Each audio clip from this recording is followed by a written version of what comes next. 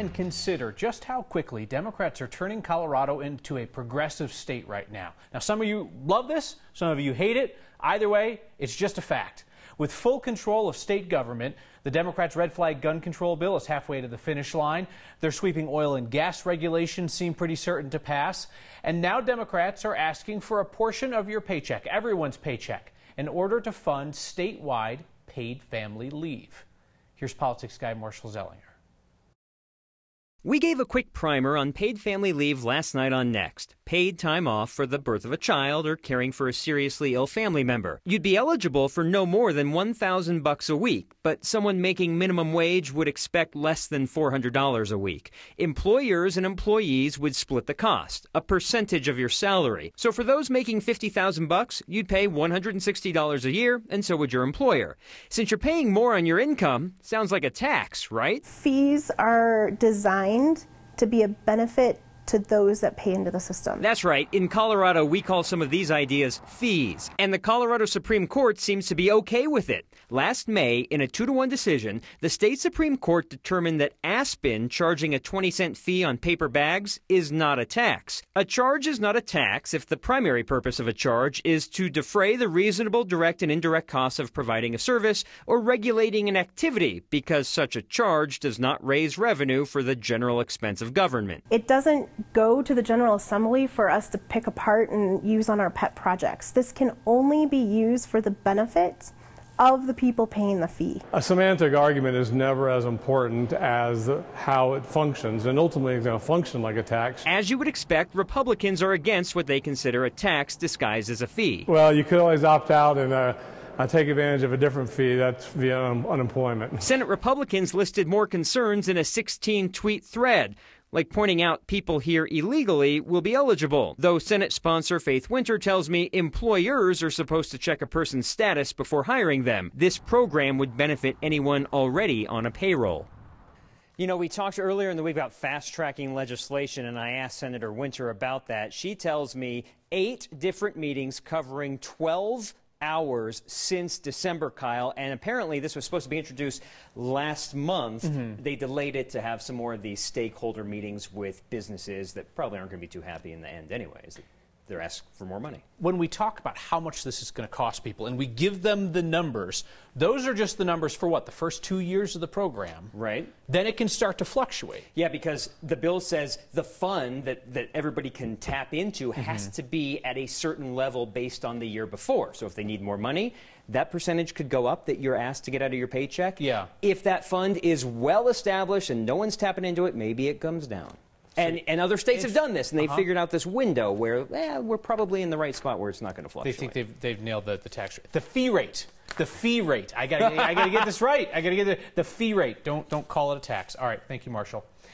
Colorado Republicans, you know what they say. If at first you don't succeed, try again. A Republican Senate leader is again calling for a secession movement in our state, a way to break off conservative Colorado to become the 51st state. They tried and failed at this in 2013 after Democrats passed gun control laws. Now Republican Senator Vicki Marble of Fort Collins is upset over proposed oil and gas regulations, and on her Facebook page, she twice called for secession. We were not able to reach Senator Marble for comment. Spokesman told us the number 4 Republican in the state Senate was unavailable today. You think they would have learned this the first time? Full disclosure is always the best policy. This week, the oil and gas industry hailed Ken Salazar for coming out against his fellow Democrats' proposed oil and gas regulations. Salazar is a former senator and interior secretary. We had to point out that he is also currently an attorney representing Anadarko, Colorado's biggest oil and gas producer. Well, now today, the industry is celebrating former Denver Mayor Wellington Webb. He wrote an op-ed against his fellow Democrats' plan. So again, it falls to your friendly neighborhood news anchor to disclose the fact that Webb's consulting firm works for the American Petroleum Institute, the nation's largest oil and gas trade group. My guys, your opinions still matter, but just disclose this stuff. It's awkward when I have to do it. The avalanche danger is dropping in our state, and that actually makes things more dangerous. Less risk of avalanches does not mean no danger of avalanches, since we're coming down off of those historically high warnings yesterday. There was a small slide at Breckenridge Ski Resort today, proving that even areas in and near ski spots are not immune to slides. Nobody was hurt there, Breck. The Colorado Avalanche Information Center tells us that the number of deaths from avalanches tends to go up when the risk comes down. It's because people think it's safe, so they rush out into the backcountry to get on that new snow. Several more inches of snow is going to come down in the next 24 hours, so conditions are likely to get worse. We've already seen crashes closing I-70 at Vail Pass tonight. So here's the deal. We understand that we've talked about this in other programs today, but it's a warning that I think everybody needs to hear. Do not be overconfident. Every now and then, I will run across something that I just can't stop thinking about. And today, it's what a viewer named Jay Burgess told us last night about a devastating avalanche back in Colorado history. So Twin Lakes is this tiny map dot south of Leadville. Early one Sunday morning in 1962, a massive avalanche swept down from near Mount Elbert, and it slammed into 2 homes where families were sleeping in Twin Lakes. 9 people were trapped. 7 of them died, most of them children. The snow flew down this gulch, and it could have been going 200 miles per hour when it hit the houses.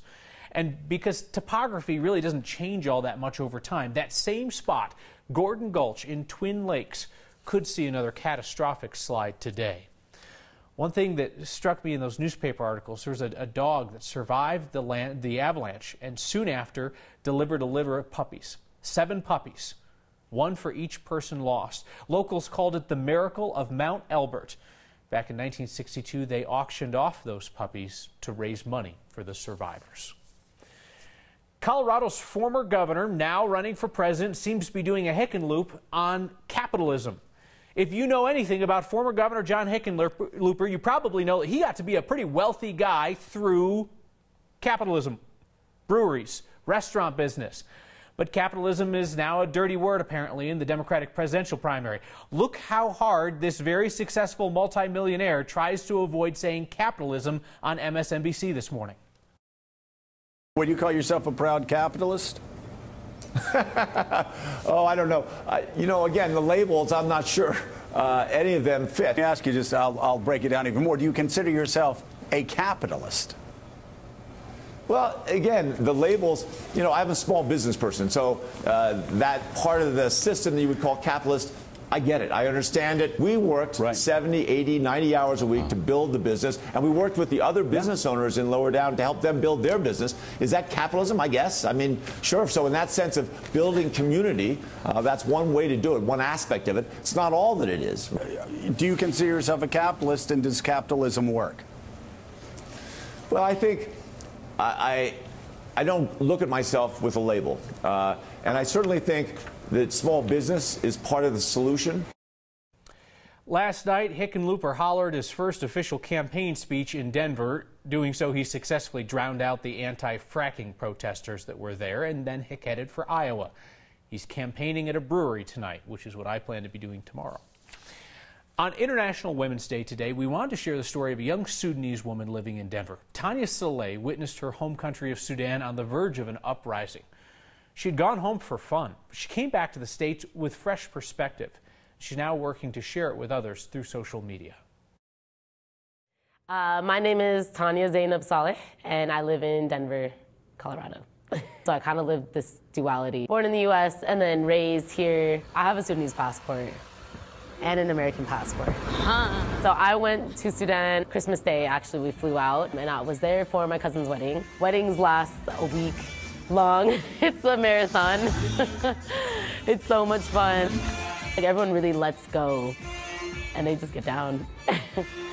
People have a misconception of like who I am, where I come from. So I felt like this was a really good opportunity to just show them real life, what's going on. What I wasn't able to capture was more of what's happening with the civil uprising. So Sudan's going through a huge revolution right now. It started actually the 2 days before I got there, and it's really sad. The country's in just a state of disarray. Pray for Sudan. There were instances where I saw protests in the street. Gas has risen. Resources are just becoming limited. So now there's this shortage of bread in the country. And bread is huge to the culture.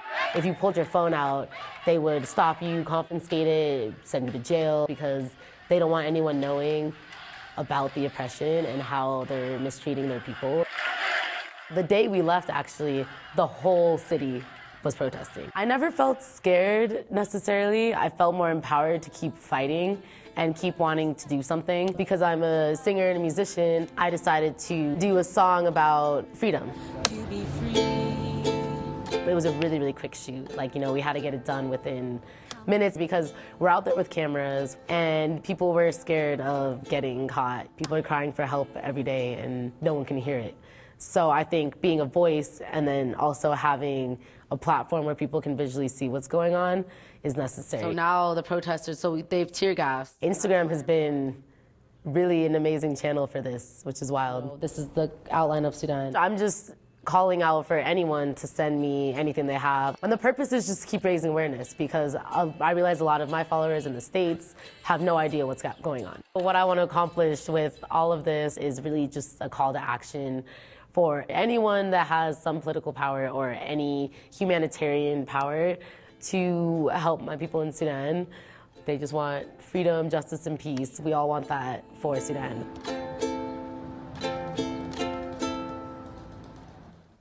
Tanya's collaborating with Sudanese musicians around the world to create music for the movement. And she's hoping that music and the social media conversation will encourage people with influence to take some action to help the Sudanese people. History lesson from World War II veterans who saw it in person. And considering what a big deal the Dillon ice castles are, I've never considered what happens to them in the end. The time is coming. Do they let nature take its course? Do they feed them into one of those Jimmy Buffett Margaritaville mixers? I don't know, but it's next.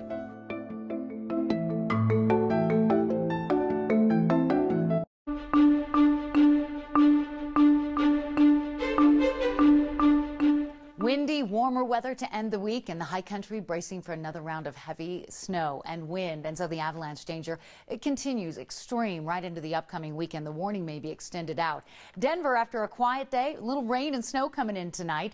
Temperatures at the airport in the 50s, but some areas in the western suburbs came close to 60 degrees. A few rain showers up around Fort Collins, snow in the foothills, and heavy snow over some of the higher passes like Vail Pass, Berthoud Pass, under a winter storm warning for 6 to 12 additional inches of snow by tomorrow afternoon. Denver Front Range foothill areas, western suburbs, going to be a gusty night with a high wind warning out. It's a fast-moving storm. By tomorrow afternoon, it's off to the east of us. We have a sunny, a cool, and a windy weekend. But tonight, little rain and snow down low and a whole lot of snow and wind up high. And temperatures are going to be on the cold side, as you might expect. 25 in the city with clearing after midnight tomorrow. Sunshine, 46. A beautiful Sunday coming up. A nice warming trend ahead of the next storm. We've got rain, Kyle, on Tuesday and more snow Wednesday of next week. Kathy, thanks. I would guess that all of us were probably in a history class when we were young and heard the teacher say, so what do you think people were thinking at this moment in history? Today, Denver South High, students didn't have to wonder. They could just ask them. Good afternoon, everyone. What we're doing today is offering a dialogue between students and veterans who experienced World War II. I'm Frank Shedd.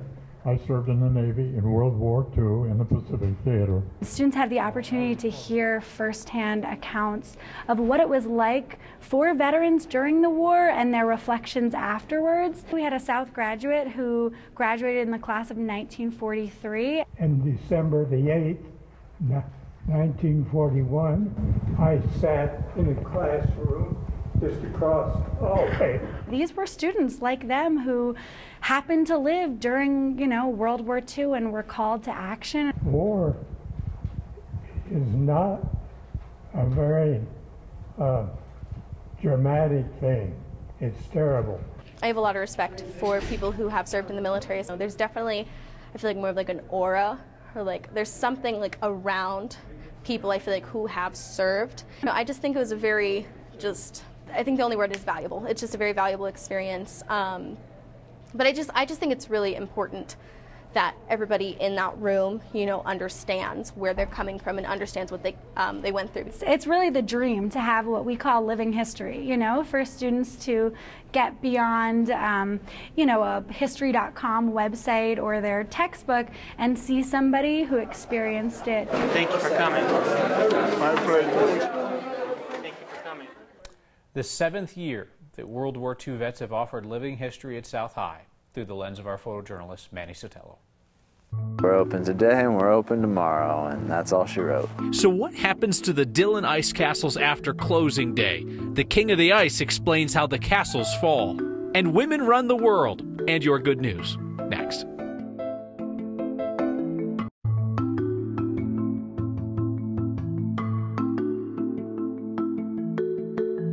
Spring is coming, and it's going to lay siege to the ice castles in Dillon. That super popular winter attraction is down to its final 2 days. But then what? We went to the King in the Ice Castle for the answer. Yep, the time is coming. Meet Dan Beck, the king of the Dillon Ice Castle. Or, as he likes to call himself, site manager. Beck is pretty chill. You kind of have to be to do this job. A job he just fell into. In my case, I kind of moved to Colorado to be a ski bum for a winter, and there's a help wanted ad at the library, and I just kept showing up. We'll definitely want to get the dingo up at the top there. With some help, Beck has created a winter playground. These go back into a ballroom. Here we go.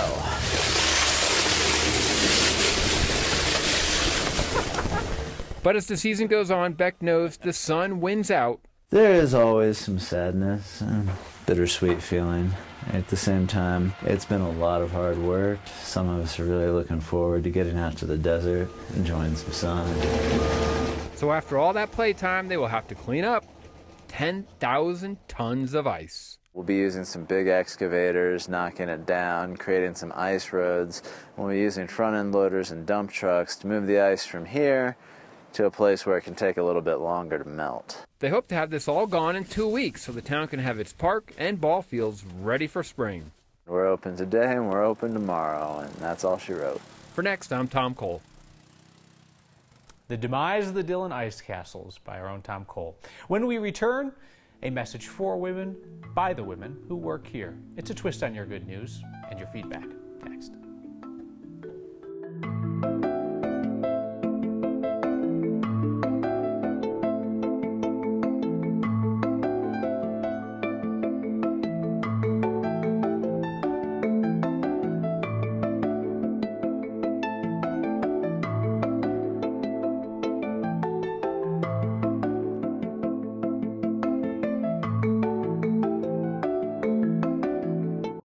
A special edition of your Friday Good News on this International Women's Day. To all the hardworking, strong, inspirational, brilliant women out there, you are our good news. Fortunate to work with a bunch of them here at 9 News. Tonight, their message for you. To my sister Carrie, my best friend, you are the person I hope to become. You are strong, faithful, joyful, and filled with positive energy. The world needs more Carrie in it.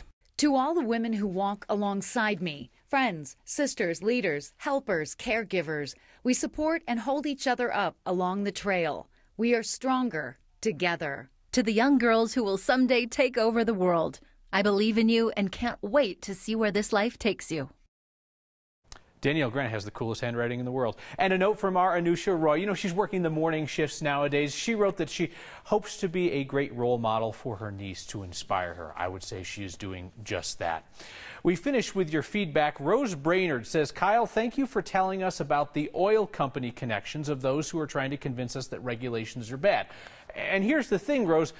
I'm not saying that Ken Salazar and that Wellington Webb are wrong on this issue. I'm just saying if they're out in public saying we don't support this oil and gas regulation, you should know that nowadays they work for the oil and gas industry. Greg Ross says years ago Carl Akers did a commentary on us becoming the 51st state. I don't remember all he said, but I remember it was good. All right, Greg, I'll try and find that over the weekend. I love that old Akers stuff. We'll see you next time.